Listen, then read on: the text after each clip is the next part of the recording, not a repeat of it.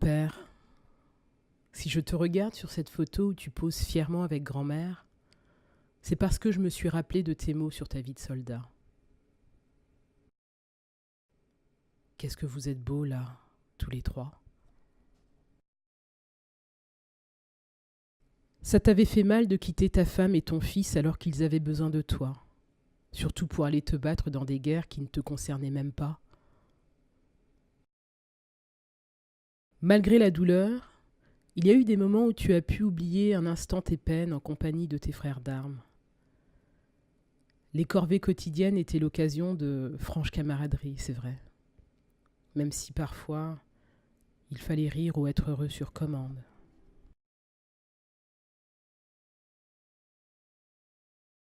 Il y avait une chose que tu appréciais particulièrement, c'était vos entraînements au combat, parce que tu avais l'impression de danser avec tes compagnons, en parfaite synchronie.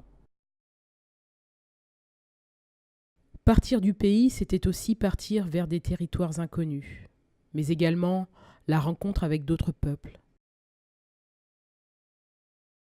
Ta plus grande joie avait été la découverte de la capitale française, Paris. Mais ce dont tu as été le plus fier est certainement celui où vous avez défilé sur les Champs-Élysées.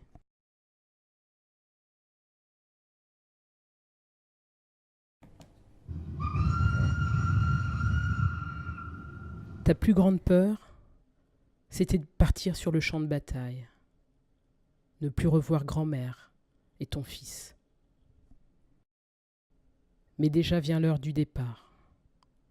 Dernier au revoir, dernières embrassades, dernier sourire pour les besoins de la caméra.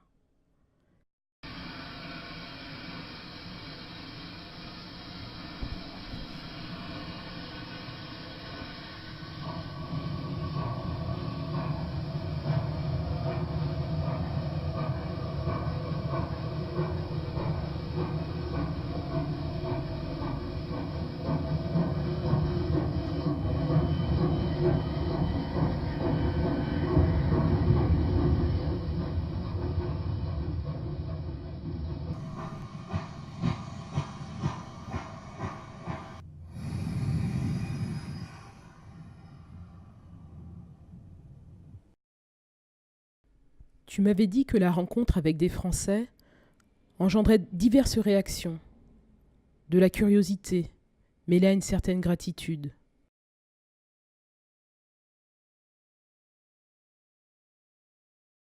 Toi et tes camarades étaient parfois traités de bamboula. Comment se fait-il, grand-père, qu'un mot africain se retourne finalement contre nous?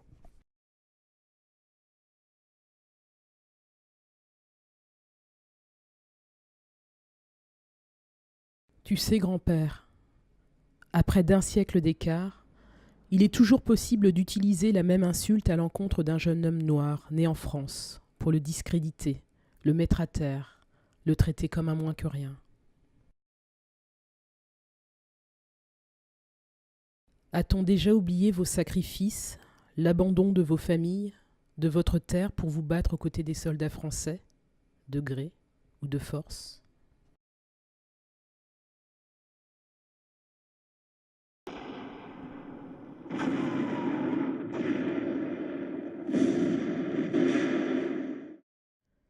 Tu disais que beaucoup d'entre vous, d'ailleurs, étaient revenus blessés, mutilés, traumatisés par les combats livrés au front, et que d'autres n'avaient pas eu cette chance.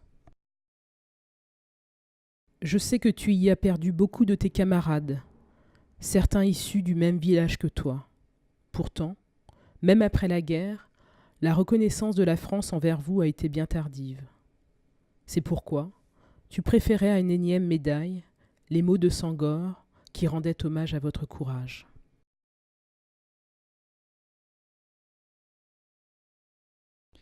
Qui pourra vous chanter si ce n'est votre frère d'armes, votre frère de sang?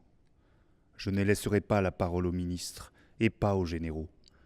Je ne laisserai pas, non, les louanges de mépris vous enterrer furtivement. Vous n'êtes pas des pauvres aux poches vides sans honneur, mais je déchirerai les rires banadiens sur tous les murs de France.